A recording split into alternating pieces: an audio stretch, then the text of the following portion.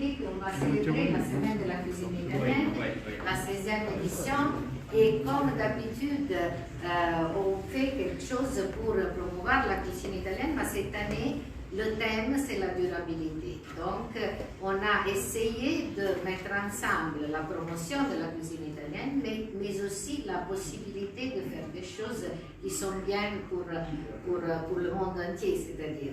Donc, je viens de présenter les deux chefs, mais je laisse tout de suite la parole à Monsieur l'ambassadeur Lorenzo Canale. Excusez-moi pour le retard, pour moi c'est toujours un plaisir de participer ici aux initiatives de l'Institut de Culture et en particulier ce soir. Nous avons organisé tout un programme, vous l'avez vu aussi, il y a vraiment, il faut reconnaître, une forte et grande écho médiatique. Aujourd'hui, il y avait un article sur la presse, sur Tunisie numérique, sur Capitalis, sur les télés. Quel est le message? Le message est très simple. Nous avons beaucoup souffert. Nous avons vécu une année de souffrance, de tragédie. La Tunisie a été traumatisée. Mais on peut recommencer à vivre avec la joie typique de nos peuples et surtout en partageant une partie essentielle de notre identité, de notre culture. C'est la cuisine italienne. La cuisine, pour nous, pour les Italiens, mais je crois aussi pour les Tunisiens, c'est vraiment une sorte d'éducation culturelle. Et une partie de cette éducation culturelle ou alimentaire, c'est aussi ça, c'est-à-dire reconnaître au chef une valeur qui va au-delà de la préparation d'un plat, mais une valeur aussi, je dirais, philosophique, artistique, et quelquefois aussi pédagogique. Pourquoi pédagogique? Parce que ça fait mal au cœur, surtout des personnes comme moi qui ont été éduquées par la famille à ne pas jeter une miette. Ça fait mal au cœur voir dans cette société moderne, globale, de grande consommation, qu'on continue à gaspiller, mais pas seulement dans l'alimentation familiale, mais dans la gestion de nos industries, de nos cantines scolaires, des restaurants, des hôtels. Alors, aujourd'hui, je suis ici pour écouter des chefs qui ne sont pas ici seulement en tant qu'artistes de la cuisine, mais en tant que pédagogues pour promouvoir un message pour nous très important sur la durabilité, comme a dit Madame Georges, et sur la préservation de notre tradition. Il ne faut jamais jeter ou gaspiller la nourriture. Merci beaucoup. Merci. Permettre de dire, les chefs sont un peu des ambassadeurs de la culture et de la cuisine italienne dans le monde. Et donc, je laisse tout de suite la parole à Ugo Gastaldi, je viens de le présenter. Et... La première marche, s'il vous plaît. Je quitte la parce que sinon, on parle en pourcentage, ça devient un peu difficile. Bonjour, bonsoir à tous. Je suis désolé d'être ici.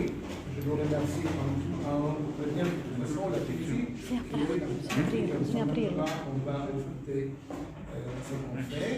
L'ambassadeur italien, Lorenzo Canale, la directrice de l'Institut. On a une nation qu'on a vraiment commencé beaucoup d'années avant à faire, je pense, culture culinaire, non ici, en Tunisie. Oui. Et bon, la chose la plus importante, je pense, c'est le thème qu'on va traiter ce soir, c'est le gaspillage alimentaire, comme on a dit, surtout dans un moment comme ce moment qu'on a passé, non, avec les Covid, qu'on a vraiment détruit tout ce qu'on a fait. On a mis les personnes dans un problème, pas seulement économique, mais alimentaire quand même. Alimentaire. Et voilà, c'est le thème qu'on va développer. Donc, comme vous voyez, dans la cartine qu'on a mis, on est vraiment là à côté l'une sur l'autre, parce qu'il y a seulement une petite pièce de la mer qui va diviser la Sicile par la Tunisie. On peut dire qu'on est des cousins imprégnés, les Tunisiens et les Siciliens. Et la Sicile, elle était très importante pour l'Italie parce qu'il a donné la couronne à la roi d'Italie, c'est-à-dire seulement pour l'histoire, c'est toujours à partager. Et la mer Méditerranée qu'on a en entier, c'est ce qu'on a donné à manger pour beaucoup des années. Il était dans l'histoire, il était maintenant. Et bien, alors, il faut faire quoi? Il faut faire une chose très importante, il faut respecter ce qu'on a en partage. Parce que si vous allez au Bordeaux, par exemple, c'est une extraordinaire exemple de culture Carthage romaine, non? Et on trouve déjà des aspects, non, de mosaïque, d'alimentation. Il y a les rougets, il y a tous les poissons qu'on trouve maintenant qu'on mange, sont mangés déjà de 1000 ans avant et qu'on va continuer à manger maintenant. Ça, c'est quoi? C'est-à-dire qu'en fait, nous, on n'a pas beaucoup changé. L'homme, c'est resté presque le même. On a toujours le même exigence qu'on avait de 1000 ans avant. Et les exigences sont d'avoir de produits alimentaires pour nous, pour notre fils. Mais on est dans les problèmes maintenant. Pourquoi? Parce qu'on est en train de trouver un gros tension internationale sur tout ce qui sont les produits alimentaires, le prix de l'écran, du maïs, le prix, on ne parle pas des ressources plus importantes, les matières rares, les terres rares, ce qu'on passe avec le pétrole, mais on va garder seulement ce que l'est à niveau de prix alimentaire sur les grains, pour exemple qu'il est presque doublé dans les deuxième, troisième mois qu'on est passé. C'est-à-dire qu'elle est montée beaucoup de prix. Et pourquoi? Mais on est toujours en plus dans ce monde, dans ce centenaire, ce siècle, la population mondiale s'est presque doublée. On était 3 milliards et 805 millions de personnes au début de 1900. Maintenant, on est presque à 6 milliards et 105 millions, presque 8. Et vous comprenez que l'espace qu'on a, c'est toujours le même. Et c'est pas agrandi la Terre, il reste la même. Mais on n'a plus de pression pour chercher depuis tout ce qu'on a quelque chose à manger. Quelque chose à manger. Et c'est ça le problème, on est d'accord. Avant, on en avait parlé. Parce que le gaspillage c'est un gros thème. De temps en temps, moi, ma grand-mère disait toujours, les personnes qui ont mangé, ils ne pensent pas que les autres qui sont là, ils n'ont pas mangé. C'est un peu en question de sensibilité personnelle qu'il faut que tout on est sensibilisé. Et surtout, c'est une question, je pense, éthique. C'est pas moral, c'est éthique. La morale, c'est une chose qui est plus liée à la tradition de la religion, son aspect culturel. L'éthique, c'est totalement différent. C'est-à-dire que c'est tout ce qui concerne les droits de l'homme à vivre, d'être respecté, et c'est un peu plus compliqué. Je veux être un peu plus clair. Quand on va, par exemple, dans un supermarché, on a faim, on a envie de manger, on commence avec nos chariots à tourner partout, on va, ça j'aime bien. On commence à mettre dans les chariots tout ce qu'on passe par la tête. Voilà. Et fait que la structure du monde, de la technique de vente des supermarchés, c'est bien pensé pour des parcours qu'on mette en vie les personnes à acheter plus de ce qu'on a besoin. Et quand on arrive à la maison, ça mange demain, il va passer qu'en soirée, il y a mon frère qui nous va donner une invitation pour aller manger au resto, le chef reste dans le frigo, et 5 jours après, son espéré, on a dit ce qui est passé, ils sont pas plus bons, et on va jeter à la poubelle. Ça, c'est ce qu'on ne doit pas faire, parce que vous pensez que dans les pays riches, l'Italie, en Europe, le 40%, c'est énorme de ce qu'on achète, va finir à la poubelle. Et je pense qu'elle est intolérable. c'est vrai, c'est une inspiration, je pense, non, pour la politique, non? Si on cherche d'avoir tous ces trucs, comme on dit pas, on peut transférer, pour exemple, dans l'Afrique noire, on a 400 millions de personnes, des enfants qui ne sont pas mangés, non? Et ça va générer la pression qui va bouger, qui est bien chez nous, la pression démographique qu'on vient en Europe. Ça, c'est en réalité, c'est tout un gros truc qui est vraiment collé l'un con l'autre. Et c'est-à-dire que, oui, on peut dire une personne, moi, ouais, seulement moi, je fais quelque chose, c'est rien entre la mer et le nord, non? Oui, mais il faut toujours être à l'aise et penser que, comme disait le petit oiseau qui est dans sa bouche, non, il portait juste une bouche d'eau, non, pour quitter le feu dans la forêt, non? Et le lion, il dit, tu es en train de faire quoi? Moi, je fais ma part. Voilà. C'est ça que moi je veux dire, c'est que toutes les personnes fassent sa part, un peu quoi, on peut faire quelque chose. Mais il faut être éthique sur ça. Ça c'est vraiment une question d'éthique, c'est vraiment. On peut chercher la... Ah non, voilà, on est déjà allé à voir. Et ça, parce qu'en fait, tous on a les droits de vivre et d'utiliser les ressources alimentaires de la nature, on a une discussion.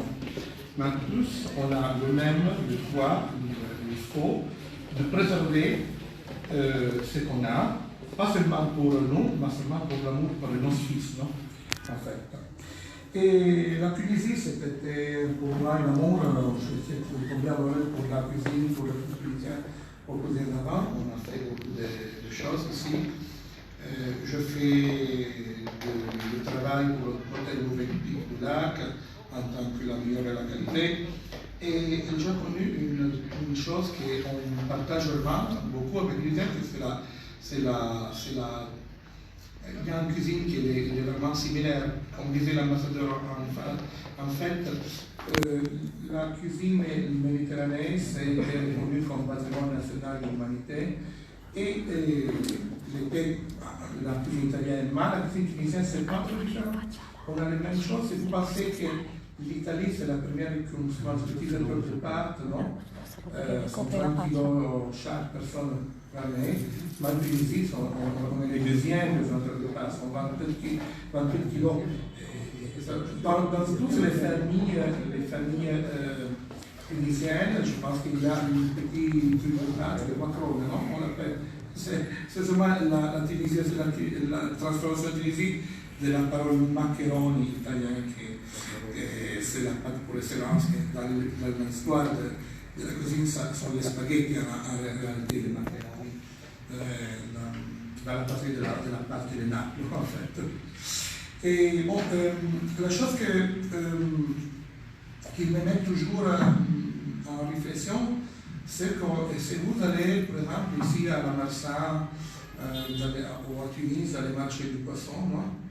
Et si vous allez en même temps, pour le jour après, dans les marchés Codà, dans les Sicilies, à Palerme, au Marsala, il y a toujours des mots qui ressemblent, qui sont presque les mêmes, non? Parce que les pêcheurs sont toujours trouvés dans la mer, on partage vraiment.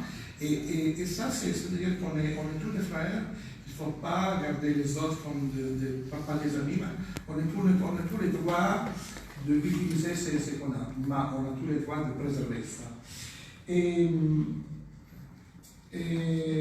la chose qui me gêne de temps en temps, c'est que, surtout dans les pays qui ne sont pas trop riches, le passage de cette concept de gaspillage, c'est plus difficile à entrer, non? À passer le passage. Parce que c'est un peu comme les personnes qui, de toute façon, un jour, ils ont eu un gros fortune, ils ont gagné beaucoup d'argent. Non, on est devenu un peu plus riche. Non? Et on ne se rend pas compte qu'on n'était pas riche, mais seulement 10 ans avant. Non? C'est-à-dire que moi je même, quand même, je vois des choses. On les fait, c'est un truc qu'on ne fait pas pour faire le changement, c'est un instinctif pour l'homme, non? C'est qu'on a plus, on cherche d'avoir plus, non? Et on n'a pas de réflexion vraiment sur ça. Je crois que ça, c'est le message qu'il faut vraiment donner, non? Que c'est la culture qui doit intéresser les idées, parce que si on arrive à trouver une solution idéale, on aura aussi la possibilité d'avoir une agriculture soutenable. On parlait avant avec mon collègue de chef, qui ne veut pas parler de ce que je ne veux pas parler. Par exemple, tout ce qu'on passe au niveau de sophistication de DNA, de maïs, de grain, non? C'est une grande question qu'on nous met en péril, parce que si on ne garde pas ce qu'on a de sain, d'original, à niveau de structure de plan, on ne connaîtra jamais ce qu'on sera le final. Parce que l'idée, c'est d'avoir un fournisseur seul pour la fin du monde. Voilà. On achète seulement le maïs constant pour faire le exemple du monde. C'est une société qui est beaucoup parlé. Et ça, on ne nous permet pas d'être libre, mais d'être des esclaves devant les sociétés de production de structure alimentaire. Il y a deux idées pour, et le cinéma a donné un exemple à tous, pour ce qu'on passe en fait vers chercher d'améliorer notre attitude sur les achats alimentaires. Par exemple, quand on va aller au supermarché, jamais aller au supermarché quand on a faim. C'est mieux aller au supermarché quand on a déjà mangé. Peut-être à l'après-midi, pas trop tard, si on peut. Et je pense que c'est mieux que le supermarché, c'est d'acheter ce qu'on mange dans les petits producteurs locaux. C'est mieux. C'est plus de solidarité.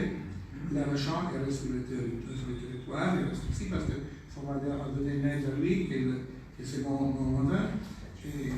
C'est plus facile par avoir aussi l'utilisation de l'énergie du gazole, le kilomètre zéro, on parle toujours. C'est très important. Parce que pourquoi on doit manger une ananas qui vient de Cameroun en Italie, on a fait 8000 km pour l'avion, on a dépensé beaucoup d'argent à niveau de gasoil. On mange la pomme, on a les pommes, on a les oranges, on a tout ce que les fruits banals, les poires, ils sont spéciaux. Il faut y tourner un peu pour être clair, c'est que la saisonnalité de notre nourriture. C'est vrai, le monde globalisé, il a mis en condition d'avoir quand les tomates en janvier, les asperges en septembre. Et les goûts, c'est différent, les goûts. C'est ça qu'on a perdu. Et alors, si on a perdu les goûts, c'est mieux manger les asperges à printemps, non? Et les tomates sont plus bonnes. Et surtout, ce qu'on utilise à faire, c'est qu'on faisait les grands-mères, les conserves alimentaires. Parce que c'est vrai que quand on a une petite jardin, on a des plants de tomates, on mange un peu près. Après, tu vas par là, tu vois beaucoup de tomates qui sont assez poudrées sur le plat. Non. Moi, je vois ça pour tout, je vois ça. Ça, il faut récupérer ce qu'on a perdu aussi, non? Parce que dans l'histoire, manger, c'est toujours été un peu plus difficile que maintenant. On était un peu plus similaire à la bête sans de son en avant. Parce que avoir quelque chose de mettre sur la table, c'était pas facile comme maintenant. Ça me rappelle bien quand ma grand-mère me disait qu'il ne faut pas jeter rien. Et ça, qu'est-ce que l'ambassadeur l'a dit? Pour penser à les châtaignes, par exemple, toute la face de son enseignement, c'était le prendre de le poudre. On n'avait pas de grain pour l'utiliser. On mangeait les châtaignes. Et les châtaignes, on les faisait sécher. C'était un process alimentaire qui utilisait tout. Hein. Et à ces questions-là, moi, j'ai écrit des recettes qu'il a une idée mirée, centrée sur l'utilisation de tout ce qu'on utilise, pas normalement, on va finir à la poubelle, mais utiliser ce qu'on jette pour améliorer le plat.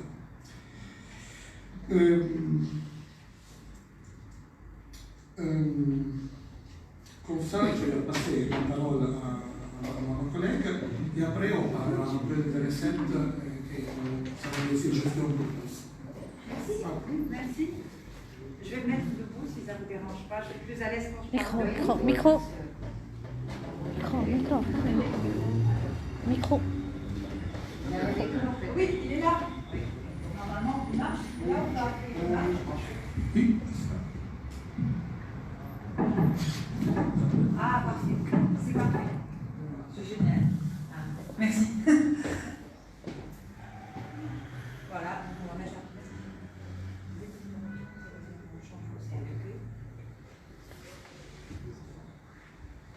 Donc déjà, merci beaucoup.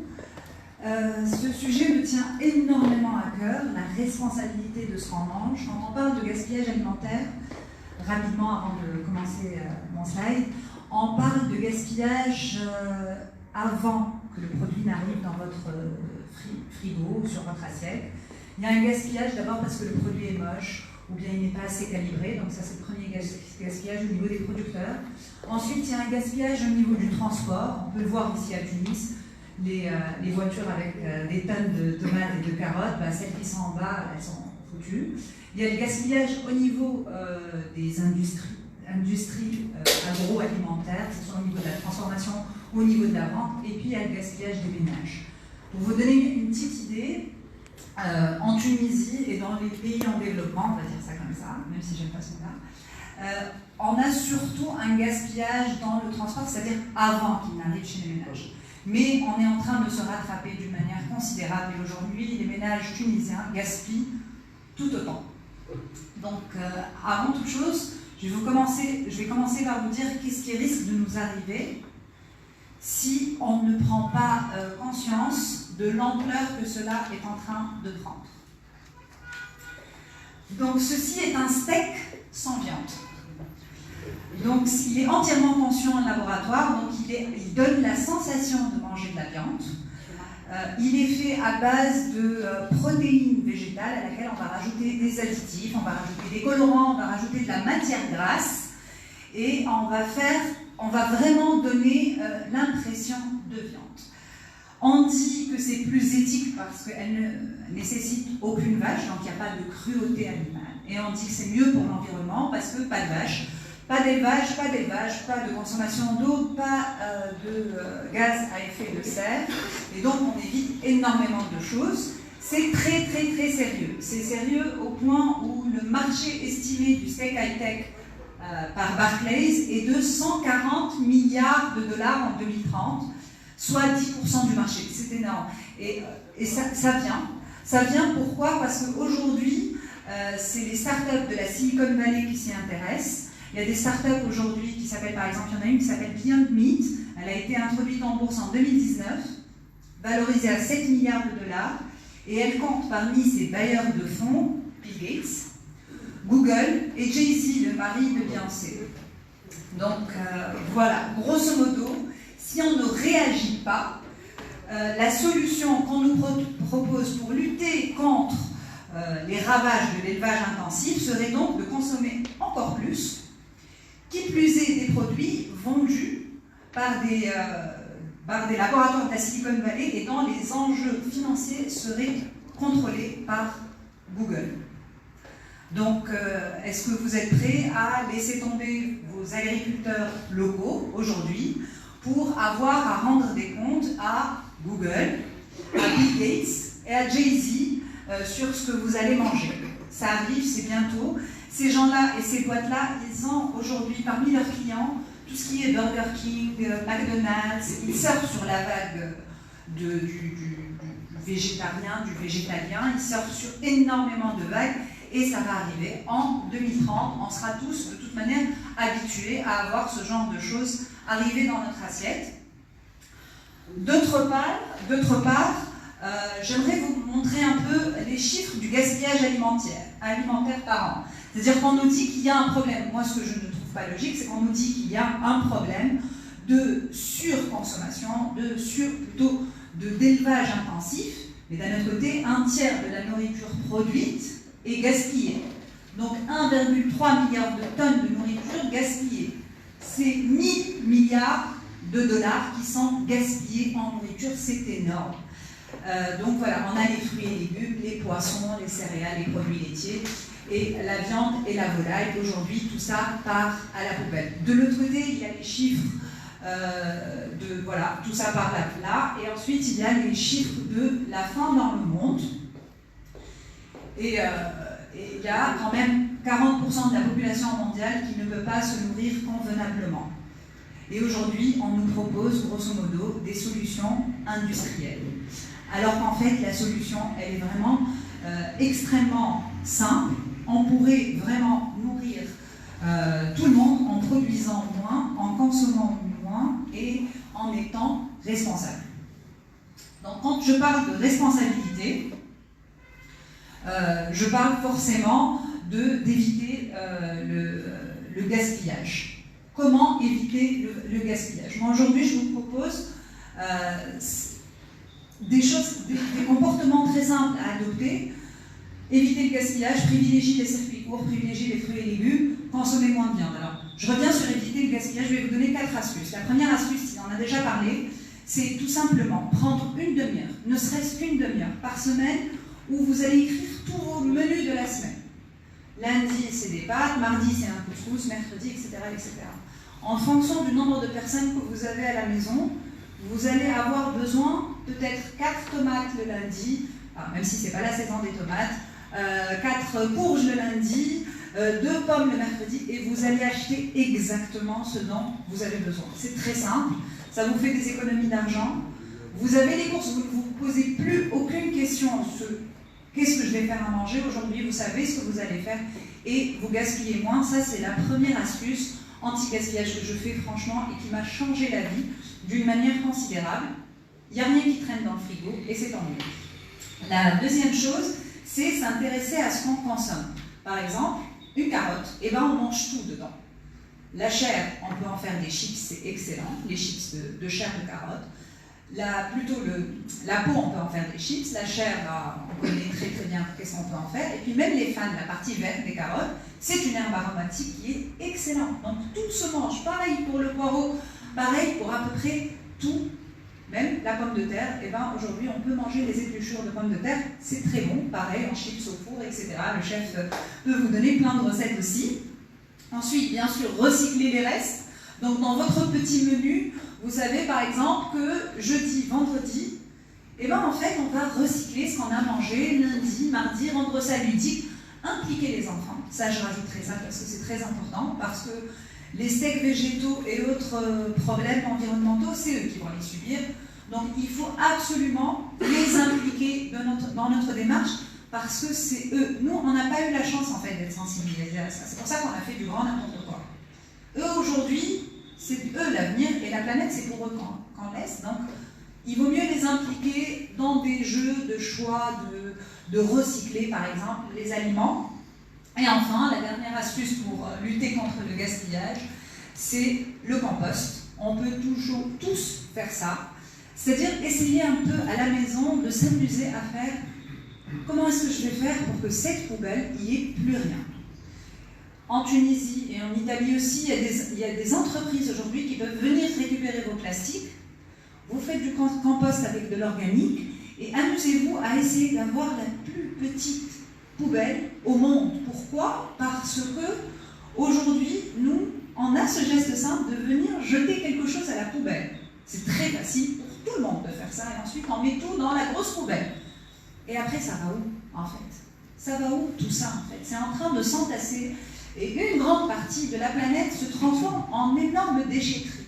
Et ça, il faut en prendre conscience. Donc il faut éviter de jeter, rien que déjà parce que je ne sais pas quelle planète on va laisser avec tous ces déchets. Ensuite, la deuxième chose, c'est privilégier les circuits courts, comme il le disait. C'est complètement absurde de consommer aujourd'hui un produit qui a fait 2000 ou 3000 ou 4000 km. Et puis, pour revenir sur ça, je trouve que... Alors, j'ai fait des recherches et des études sur comment voyagent les gens. Et figurez-vous, et je pense que tout le monde ici c'est pareil, la première chose quand on arrive dans un pays étranger, c'est de vouloir manger la nourriture locale. Avant d'aller voir le musée, avant d'aller se balader, quand on va en Italie, on veut tous manger italien. On peut passer 10 jours, on n'a visité aucun musée, mais par contre on ne peut pas passer 10 jours sans avoir mangé italien en Italie. Donc laissons le plaisir de manger du foie gras en France par exemple, même si le foie gras pose d'autres problèmes. Laissons le plaisir de manger des ananas dans des pays où ils fabriquent l'ananas. Sinon, quel plaisir on a? Ce qui me ramène au fait de privilégier les fruits et légumes de saison. Moi, je sais par exemple que j'attends toute l'année les grenades pour début octobre. C'est un plaisir extraordinaire. Donc, ne nous privons pas de ce plaisir-là. Et puis, le corps est très, très, très bien fait. En fait, si on a besoin de pastèques en été, c'est parce que c'est gorgé d'eau. S'il y a des oranges en hiver, c'est parce qu'il y a plein de vitamine C. C'est aussi simple que ça. On ne vous demande pas de réfléchir, juste de faire confiance à la nature qui nous propose les bons aliments au bon moment pour nous. Consommer moins de viande, parce que c'est vrai, si on voit le dernier rapport de la FAO, les émissions de gaz à effet de serre procurées par l'élevage intensif, 14% c'est la responsabilité de la viande. Donc on n'a pas besoin de manger de la viande tous les jours, pas du tout. On a besoin de protéines, les protéines, on peut les trouver dans les végétaux. On n'a pas besoin de manger un steak qui ne ressemble pas à un steak parce qu'on doit manger cette viande tous les jours. On n'en a pas besoin. Donc intéressez-vous un peu à ce qui se passe dans votre assiette. Soyez créatifs, soyez gourmands, soyez curieux, soyez responsables. Et enfin, encourager et consommer des produits issus de l'agriculture biologique, c'est très simple. Tout ce qu'il y a sur un produit qui n'est pas issu de l'agriculture biologique se retrouve dans votre ventre. Vous allez me dire, oui, mais c'est des quantités infimes. Pas faux. C'est des quantités infimes qui s'accumulent petit à petit, parce qu'on n'a aucune idée comment par exemple pour les poissons, où il y a énormément de plastique, de particules plastiques à cause des sacs poubelles qu'il y a dans la mer. Donc ces particules plastiques-là, le corps, on ne sait pas s'il sait les digérer ou pas. On ne sait pas quelles sont les répercussions au bout de 20 ans de consommation, ou de 10 ans, ou de 15 ans de consommation. Donc en mangeant bio, déjà on est assuré d'éviter quand même ce côté inconnu qui rentre dans notre corps. Et donc voilà, pour revenir juste à ça, pour conclure, pardon. Donc pour moi, mieux que d'attendre des décisions politiques, il est important pour que chacun réellement change ses habitudes de consommation, qu'il reste vigilant sur ce qu'il est en train de consommer, comment il est en train de le consommer. Aujourd'hui, vraiment, il faut qu'on puisse être tous responsables. C'est très important. C'est extrêmement important, l'alimentation. Et il faut que chacun de nous puisse profiter. Là, c'est la saison des oranges et des clémentines. Faites des jus le matin, et bien ça sera jus le matin, ça sera dessert à midi et ça sera collation à l'après-midi parce que votre corps en a besoin. Donc voilà, j'espère que ça a été un peu court et clair. Voilà, merci.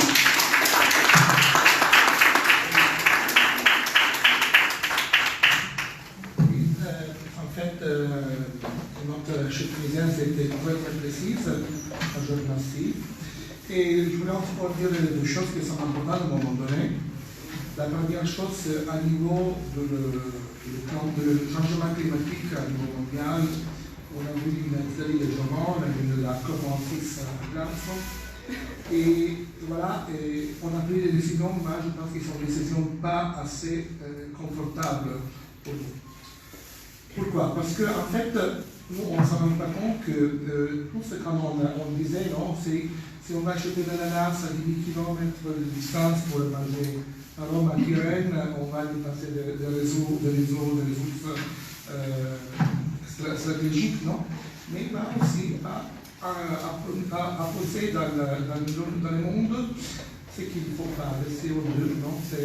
On va changer vraiment ce qui est la structure de notre atmosphère. Oui, mais ça, on va produire des choses terribles pour nous. On a des monsons en Italie, on a vu ce qu'on s'est passé juste un jour avant, et on a vraiment des changements incroyables qu'on n'a jamais vus dans sa vie. Et ça, c'est la chose plus pire pour ça, c'est qu'il va détruire les cultures alimentaires, les trucs qu'on utilise pour faire la nourriture, non? Les serres, aussi, sur ça, on va détruire tout. C'est pour ça que là, on a une augmentation incroyable du prix alimentaire. C'est vraiment vraiment collégien, non? Si vous pensez, Madame Nouvelle disait, mangez pas trop de viande, oui, il ne faut pas manger de viande. Pourquoi? Parce que la viande rouge, pour chaque kilo de viande rouge, pensez 150 litres d'eau. Imagine, c'est comme ça une quantité énorme d'eau pour 1 kilo de viande. Ici, il y a un gros problème avec l'eau. Nous, on est mariés, on a les arbres, oui, mais c'est le changement culturel, c'est de penser qu'il faut être du tout ensemble. Il ne faut pas dire, ah, mais nous, on en fout de ce qu'on passe de l'autre côté de la mer. Non, on est tout vraiment reliés. C'est pour ça qu'on est ensemble, pour chercher de donner un message important. Le gaspillage, c'est contre ce qu'on veut, pour notre santé et surtout pour le nom qu'on veut à notre fils, il faut qu'il soit responsable. Oui, je suis parfaitement d'accord. En fait, c'est très simple, c'est très facile. C'est retourner à des raisonnements qui sont basiques. On a essayé de nous détourner de ces raisonnements-là à des fins économiques, essentiellement, pour qu'on consomme plus, parce qu'on avait plus de choses à nous vendre. Mais le bon sens et le bon fonctionnement de nos grands-mères, de nos arrière-grands-mères et de nos ancêtres, ils étaient très logiques. C'était très simple. Ils ne se posaient pas toutes ces questions et finalement, ça roulait. Donc, vraiment faire confiance à son instinct, c'est très important, l'instinct. Donc, faire confiance vraiment à l'intérieur, qu'est-ce que nous dit notre corps, ce dont on a besoin, et ne pas réellement se fier à ce qu'on essaye de nous vendre. Il faut vraiment rester vigilant sur ce point-là alimentaire. Oui. Alors, si on peut changer, on peut mettre les recettes, voilà, on a commencé. Ça, je pensais d'avoir quelques suggestions pour chercher de ne pas jeter à la poubelle ce qu'on n'utilise pas. Quelqu'un peut distribuer les recettes. C'était un peu une chose qu'on a fait un peu, je ne parle pas le PowerPoint de le petit livre que j'ai écrit sur le gaspillage, qui s'appelle Lustre et Ambiance en diverses possibilités. C'est-à-dire qu'on peut faire des recettes super bonnes avec les pots de carottes, comme disait ma collègue chef. Ici, c'est une recette, c'est sympa, c'est avec les fils de barbarie, non? Et on mange de même que c'est dans le long, mais on jette la peau, on jette la poubelle, non? Mais si nous, on prend la peau, on la va un peu l'aider à la rivière avec une éponge un peu épaisse, on va quitter tous les petits trucs qui sont dessus. Avec cette peau-là, c'est nous, on va passer au surf et à chaque heure, on va cuire dans l'huile, on aura des trucs qui sont super bons. Et c'est avec ça, en moitié, on peut aussi une petite pièce de fromage. Moi, j'ai fait avec Cécilia aussi citronné. On peut faire un speedo qui est super bon, un petit entrée sympa, et qu'on a utilisé pour les châteaux de poubelle, par exemple. À niveau de façon alimentaire de la maison, on fait un stock brodo, on l'appelle brodo, mais pourquoi? En Tunisie aussi, on l'appelle brodo. Voilà. Parce qu'on a passé beaucoup d'années à apprendre les types d'Oledano, mais c'est facile. La peau de les carottes, la part verte de le céleri, la peau et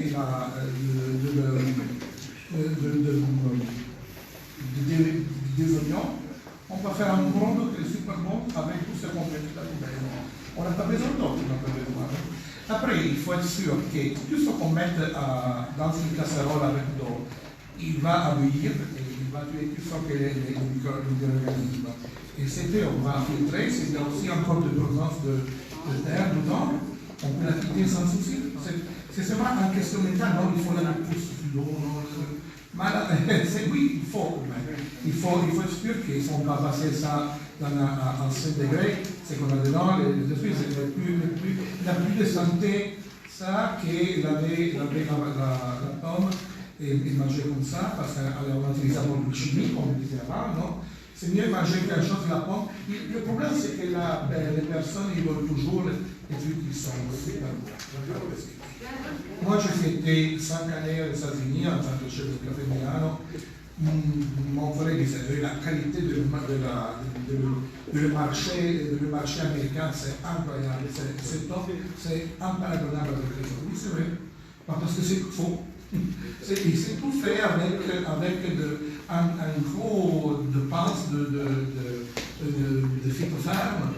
Ils sont plutôt conditionnels qu'on se retrouve dedans, qu'on va donner des problèmes de santé encore. Et encore, on revient. C'est qu'on faisait grand-mère. Si on passait, on est devenu grand, l'homme est devenu mieux. Il a fait un parcours, non? On est monté dans l'histoire, non? On regarde ce qu'on est maintenant. Alors, il y a des roues partout, il y a parlé là. On a la voiture, on a le portable. Non, mais 100 ans avant, on n'avait rien de tout ça. Mais c'est-à-dire qu'on était bien nourris. Ce qu'on va analyser vraiment l'homme dans la bête, c'est la cuisine. Parce que les bêtes, ils mangent ce qu'on trouve à la nature comme ça. Les poissons mangent le poisson vive, les lions vont manger la gazelle vive. Nous, non, on se donne un pensier complexe, ce qu'on a en face de nous. C'est ça vraiment la différence. Et alors, c'est faire un petit effort en plus, comme on disait avant, non, de choisir ce qu'on mange. Parce que c'est seulement un peu de travail en plus. Non? On arrive à la soirée, on est fatigué dans la maison, dans le stress quotidien de la vie. Non? Je ne juge pas. On va sortir. Voilà, on va sortir. Et ce qu'on a dans les frigos, c'est là. Non, il faut un peu retourner au derrière pour maintenir ce qu'il faut qu'on montre pour nos enfants. Ça, il faut. Et il y a aussi des autres recettes qu'on a mis là, ici. Ça c'est une chose un peu ça. C'est un sentiment sicilien aussi, désolé, mais je mis des recettes siciliennes parce que sont les plus côtés de la Tunisie en fait. Et ça s'appelle pasta avec les sable de scarpate, c'est-à-dire je pense que l'ambassadeur il connaît ça. Scarpate a mare, on dirait. C'est-à-dire en fait que quand les avait pas les poissons, les anchois, les sardines, non, on faisait les mêmes pâtes sans le poisson. Non, on disait, ils sont allés à la mer, voilà, ils sont partis pour la mer. Mais ça, c'est vraiment pour dire qu'en fait. En Tunisie, exactement, on dit Makalona, donc Bourbat, Kadheba, ça veut dire menteuse. Ça veut dire, elle ment. On dirait qu'il y a des choses, mais rien du tout. S'il y a des quatre et du thon. Oui, voilà. Les Kadheba, tu peux même ne pas mettre de thon. Il ne peut rien y avoir du tout, elle ment. Elle est là, mais elle ment, elle nous ment. Bon, ils sont en train en fait, de connaître l'une pour l'autre, pourquoi en fait, je ne sais pas cela, mais c'était une motivation en plus pour ce qu'on a dit avant, qu'en fait, il y a des choses qui sont vraiment partagées beaucoup. Et non, c'est pas pour dire que aussi des plats qui sont assez faciles à faire, non, qui sont super bons. Par exemple, avec la peau de la poire, non, de la... Il porc, je ne sais pas comment ça s'appelle. Poireau. Non, si on utilise la poêle de porc, on peut faire un cannolo avec un poisson qui est super économique, le maquereau.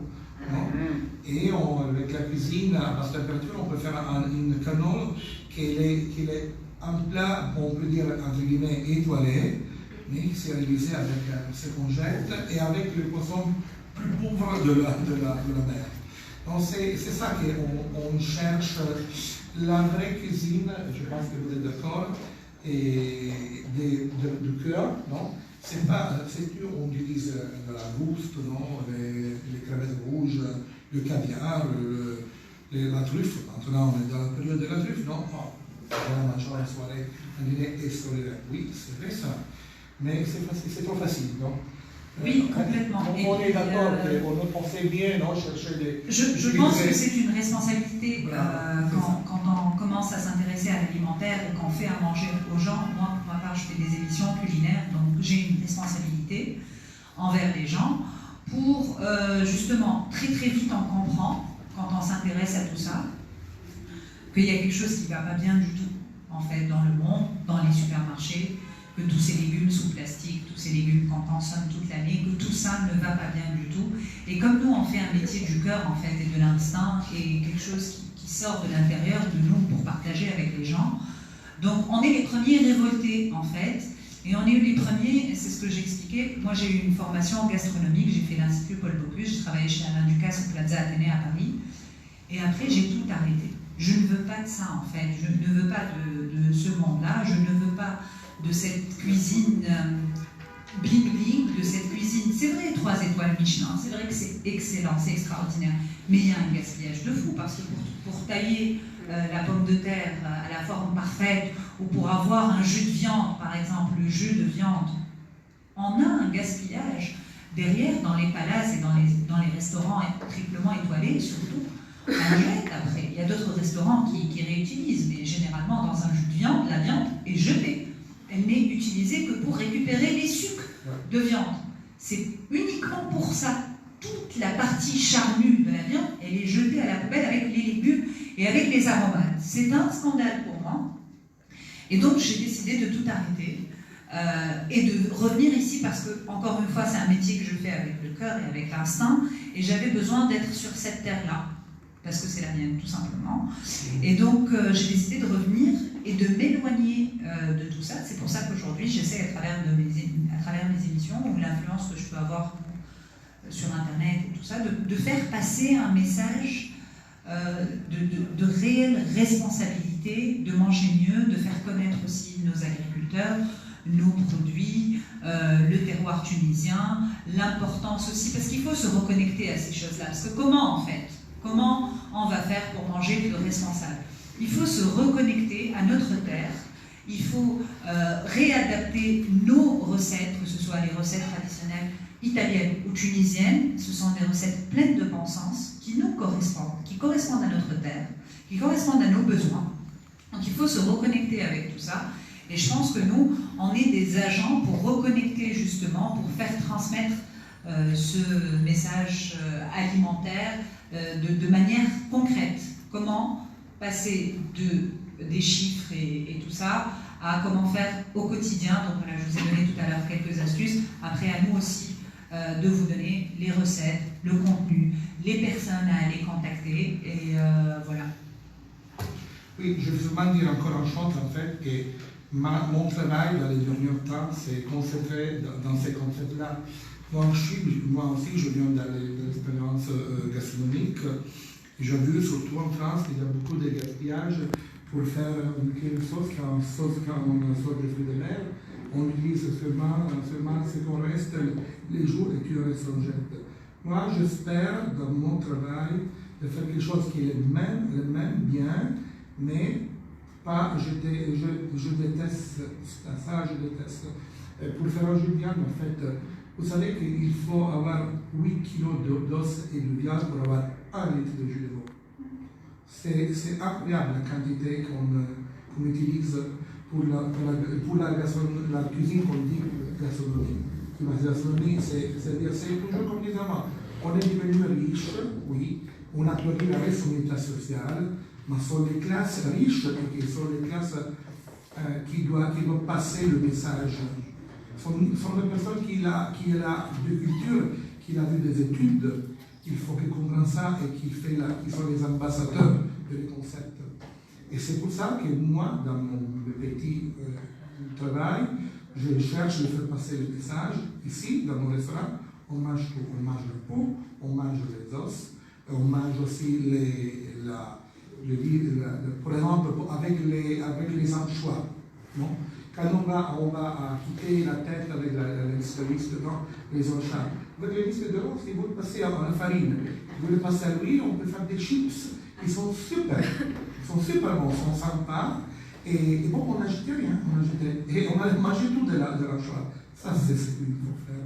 Un peu d'intelligence. Si on a dit vraiment que l'homme qui a passé une fantaisie complexe sur la gastronomie, non? Alors on va démontrer ça avec un peu de travail en plus, mais avec un résultat qu'on nous donne aussi un côté sensible et d'éthique, mais par contre aussi bon niveau de goût. Okay? C'est pas un contraste, quelque chose.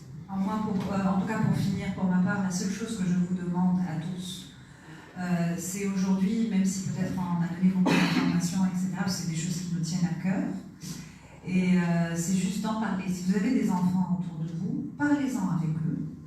Ça va germer l'idée. On met une petite graine, et puis le lendemain, peut-être à l'école ou dans quelques temps, ils vont arroser cette graine, et quelqu'un d'autre mettra quelques engrais naturels, et puis petit à petit, des pensées plus responsables vont pouvoir germer dans leur tête, et ils pourront peut-être prendre des meilleures décisions que nous, on a pu prendre dans le passé. Donc juste ça, parlez-en avec eux. Ce n'est pas un sujet très difficile pour eux, c'est un sujet qui est primordial. Ils doivent prendre conscience de ça très très jeunes. Quant à vous, je pense que vous êtes tous un minimum conscients des enjeux. Il faut transmettre cela à nos enfants, et voilà. Merci beaucoup en tout cas. Et s'il y a quelqu'un qui a des questions à poser, ouais.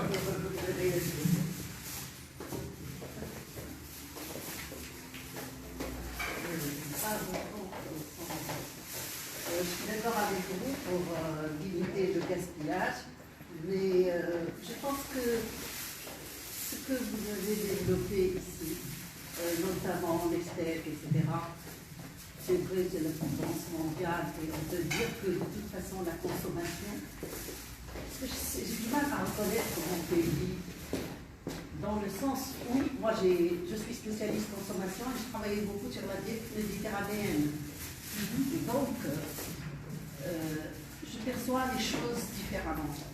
Parce que ce que vous avez développé à l'échelle mondiale, notamment la pauvreté, pourquoi on mange des ananas, etc., pour la consommation de l'ananas, moi je suis en France ou en Tunisie, je consomme de l'ananas, ça ne me dérange pas. Pourquoi? Tout simplement parce que d'abord les importations ne sont pas très très importantes. Par la suite, c'est une fois par... Mais imaginez si tout le monde... Excusez-moi, je finis. Donc plus ça profite aux pays africains. La famine a toujours existé depuis la nuit des temps en Afrique. Et ce n'est pas à cause de la consommation. Non, c'est juste pour faire une petite remarque sur ce point-là. Donc du coup, je suis d'accord avec vous pour limiter le gaspillage et pour éduquer à la consommation, ce qu'on appelle l'éducation à la consommation, qui peut commencer aussi bien à la maison, mais aussi à l'école. Oui, bien sûr. À l'école, en France, on initie les enfants parce qu'ils ont perdu le goût de la fraise, le goût des légumes, etc.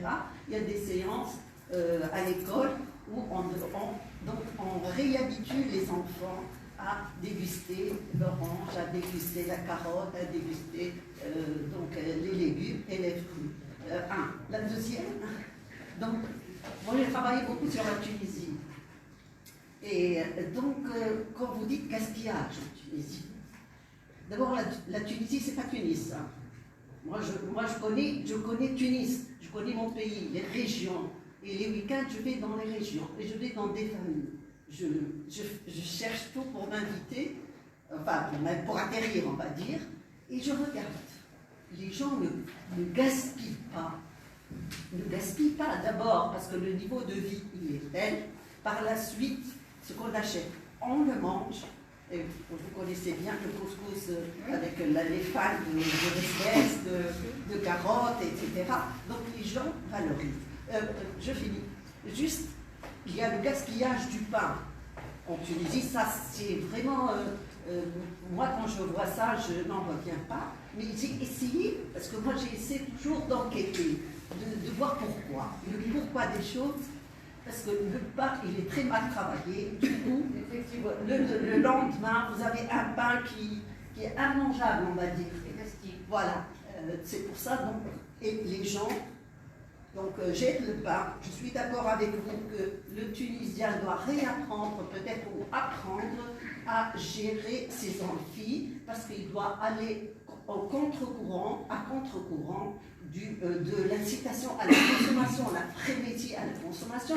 Tout est fait avec les supermarchés. Avant, on avait des petits épiciers, des petites boutiques où on s'approvisionnait, le marchand de légumes, du poisson, on n'avait pas tout ça. On n'avait pas les têtes de gondole quand vous arrivez au supermarché. Moi, personnellement, j'ajouterais à ce que vous avez dit tout à l'heure, non seulement il faut faire les courses quand on a faim, ça ne veut rien dire ça.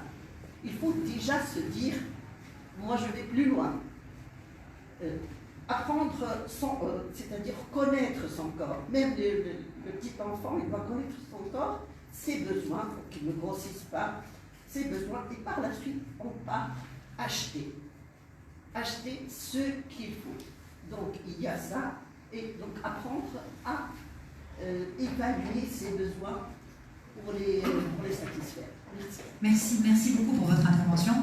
Alors, je rebondis sur votre premier point, qui est l'import, de manière générale. Et est-ce que vous connaissez un peu les chiffres, en fait, justement, du coût engendré par l'import?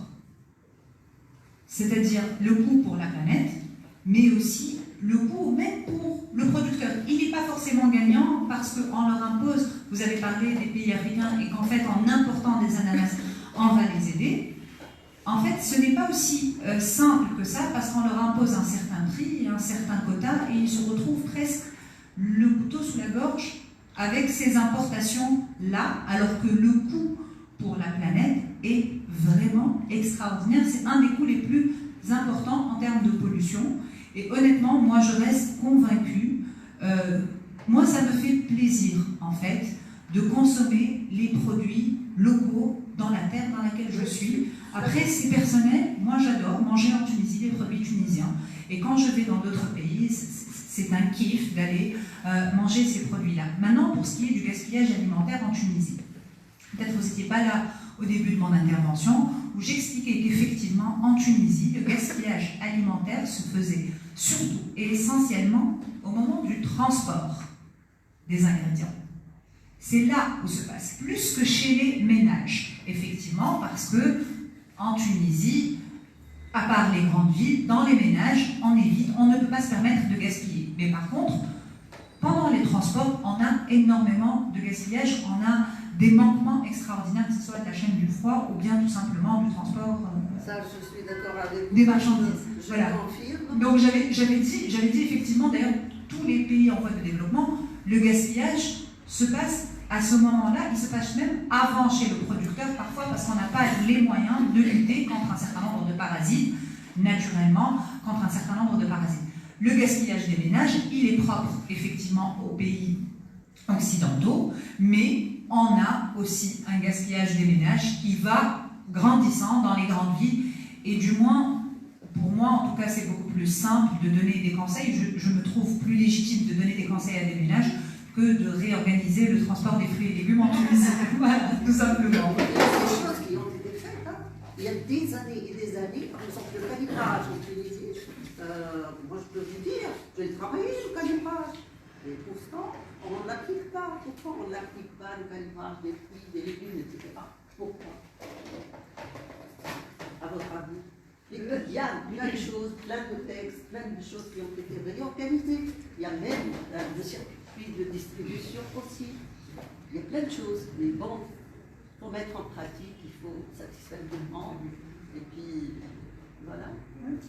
Je vais seulement répondre un instant à madame, et après il y a une autre question là-bas. Je viens de vous dire, madame, en fait, moi je suis d'accord avec vous, dans les campagnes, non, sur la Tunisie, c'est pas Tunis, c'est pas seulement. Je sais que dans les campagnes où le niveau de la vie de la population, c'est pas même qu'à Tunis, c'est presque une capitale, il y a un niveau de vie plus à côté de la grande ville occidentale, européenne, américaine, voilà. Mais par contre, le problème, c'est l'homme. On est nous le problème. Parce que c'est quand on arrive à avoir un peu plus d'argent, on ne se rappelle pas qu'on était juste 20, 31 ans. Ça, c'est temporaire pour nous, c'est temporaire pour l'État, qui c'est un pays en développement, qu'ils s'enrichissent un peu plus de ce qu'on était dans cette endroit. Mais nous, en Italie, le même, parce que pour le pain, par exemple, il n'y a pas de recette sur la carte alpine d'Italie de recettes pour la réutilisation du pain. Chez nous, on a les soupes avec le pain. En Trentino, on a les petits bouts de pain dans la soupe. On a les tartes faites avec le pain, on a les polpes qui sont des boules, mais qui la plupart, c'est du pain. C'est pour l'utiliser, pour ne pas jeter. Les choses qu'on faisait, comme maintenant, c'est incroyable, pour la chapelure, on l'achète déjà fait, et on a le pain qui est du père. Voilà. Non, ça c'est la folie, non? Et ça que je dis, c'est l'attitude personnelle. Il ne faut pas oublier qu'on était sous l'art, quand on monte un peu plus, on a un peu plus d'argent, n'oubliez pas les bonnes habitudes alimentaires qu'on avait données. Il y a une question là-bas. La première là-bas. Oui, il y a la deuxième là-bas. Merci pour l'invitation de l'Institut national de la consommation, du chef service des études de santé.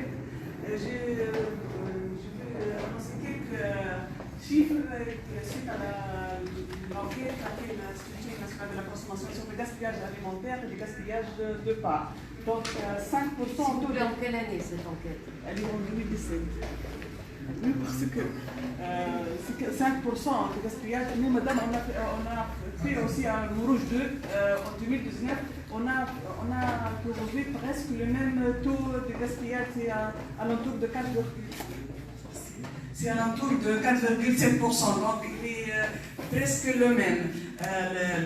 On a 5% de dépenses alimentaires, donc 17 dinars, c'est le montant de gaspillage, et 364 dinars, c'est le dépenses alimentaires. Donc le gaspillage représente 5% de dépenses alimentaires. Et pour le gaspillage de pain, c'est 42 kg par famille par an. C'est une estimation, c'est une déclaration de consommateur, mais si on fait c'est pas par estimation, mais on quantifie ça, on va avoir des quantités énormes. Cette étude a révélé que la cause essentielle du gaspillage alimentaire, c'est comme le comportement du consommateur.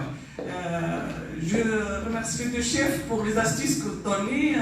C'est pour les sensibiliser. Pour les adultes, on les sensibilise. Et pour les enfants, on éduque. Nous, à l'Institut national de la consommation, on a la caravane d'éducation à la consommation.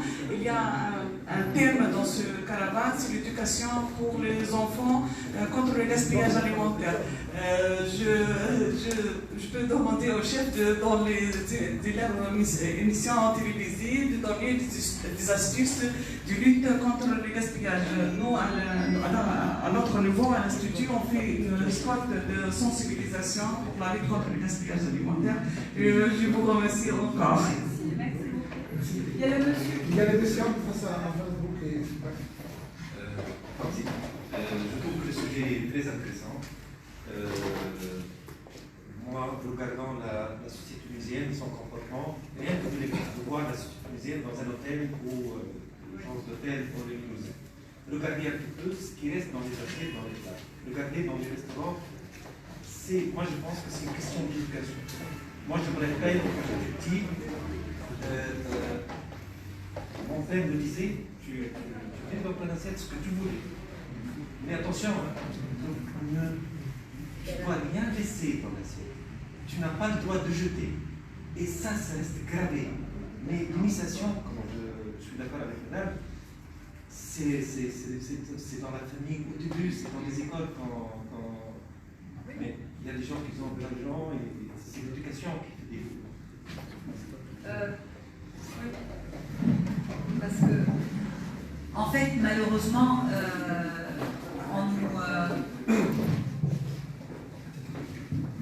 voilà, encore une fois, alors ça fait un peu anticapitaliste, mais c'est l'éducation, parce que vous avez été éduqués comme ça, on a tous été éduqués comme ça, mais malheureusement, on associe aujourd'hui réussite à opulence. En fait, c'est ça le problème. Et pourquoi on associe la réussite à l'opulence? Parce que tout simplement, quand on réussit, ça veut dire qu'on a de l'argent, forcément. Dans un monde capitaliste, réussir, c'est avoir de l'argent.